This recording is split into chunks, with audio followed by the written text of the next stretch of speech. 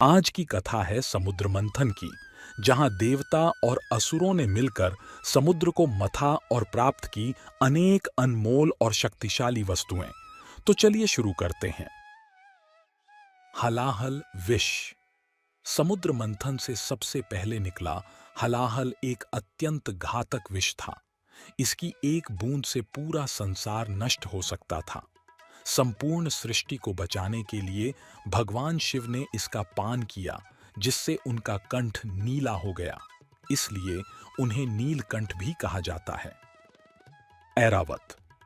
ऐरावत एक सफेद वर्ण का दिव्य और प्राचीन हाथी था। ऐरावत की विशेषता इसकी अतुलनीय शक्ति और अपार सौंदर्य में निहित थी। इस अद्भुत हाथी का स्वामी देवराज इंद्र को माना गया है, जो उनके वाहन के रूप में सेवा करता था। ऐरावत को शक्ति, समृद्धि और राजसी गरिमा का प्रतीक समझा जाता है। कल्प वृक्ष। समुद्र मंथन से एक वृक्ष की भी उत्पत्ति हुई थी, जिसे कल्प वृक्ष कहा गया। कल्प वृक्ष से किसी भी इच्छा की पूर्ति की जा सकती थी और इसके पुष्प कभी नहीं मुरझाते थे। समुद्र मंथन के पश्चात कल्प वृक्ष को इंद्रलोक में स्थान मिला। उच्चैःश्रवस। उच्चैःश्रवस 7 मुंह वाला एक दिव्य और अत्यंत सुंदर घोड़ा था। उच्चैःश्रवस को असाधारण गति और सहनशीलता के लिए जाना जाता था और यह सबसे शक्तिशाली और आदर्श घोड़ों में से एक माना जाता था। समुद्र मंथन के बाद यह असुरों को प्राप्त हुआ, जो इसके सौंदर्य और शक्ति का प्रयोग करने में सक्षम थे। सारंग धनुष। सारंग धनुष एक दिव्य और शक्तिशाली धनुष था। इस धनुष की विशेषता इसकी अपार शक्ति और अद्भुत क्षमताओं में निहित थी। समुद्र मंथन के पश्चात यह धनुष भगवान विष्णु को प्राप्त हुआ था। भगवान विष्णु ने अपने विभिन्न अवतारों में इस धनुष का प्रयोग किया। विशेषकर उनके राम अवतार के दौरान इसका प्रमुख उपयोग हुआ था। अप्सराएं।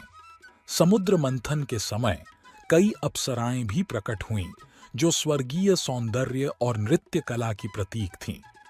इनमें से प्रसिद्ध नाम हैं उर्वशी, मेनका, रंभा आदि। इन्हें स्वर्ग की सुख सुविधाओं की देखभाल करने और देवताओं के लिए मनोरंजन प्रदान करने का कार्य सौंपा गया था। चंद्र। चंद्र भी सागर मंथन के समय ही प्राप्त हुआ था। इसका चंद्रमा के रूप में प्राणमेजन किया गया और इसे आकाश में स्थापित किया गया।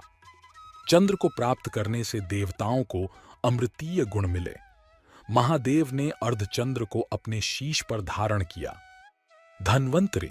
समुद्र मंथन से अवतरित हुए धन्वंतरि आयुर्वेद और चिकित्सा के प्राचीन हिंदू देवता माने जाते हैं। उनका वर्णन एक विद्वान और प्रभावशाली व्यक्तित्व वाले देवता के रूप में होता है, जो अमृत कलश के साथ प्रकट हुए थे। धन्वंतरि को औषधियों और चिकित्सा कला के ज्ञान का स्रोत माना जाता है। वरुणी। समुद्र मंथन के मध्य वरुणी नाम की एक सुंदर देवी प्रकट हुई, जिनके हाथ में एक मर्तबान था।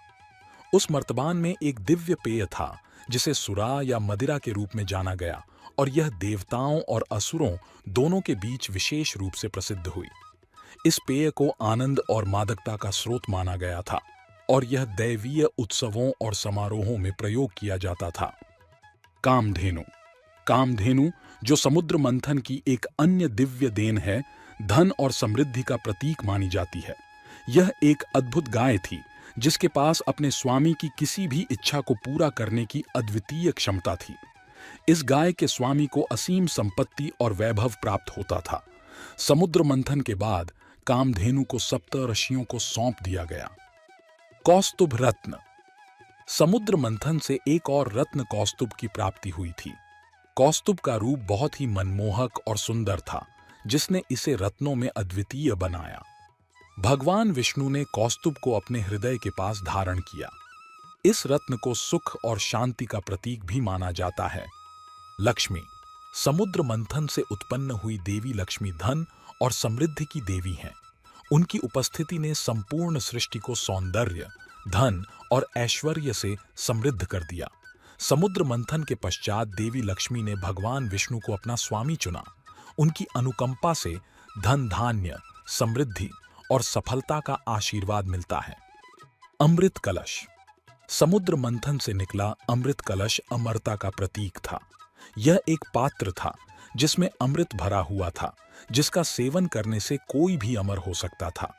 इसे प्राप्त करने के लिए देवता और असुरों के बीच भीषण संग्राम हुआ। अंत में इसे देवताओं ने प्राप्त किया, जिससे उन्हें अमरता का वरदान मिला। दोस्तों, उम्मीद है आपको यह वीडियो पसंद आया होगा। अगर हां, तो लाइक करना न भूलें और अपने विचार कमेंट्स में शेयर करें। सब्सक्राइब करें और बेल आइकन दबाएं ताकि आप हमारे नए वीडियो का अपडेट पाएं। धन्यवाद, फिर मिलेंगे।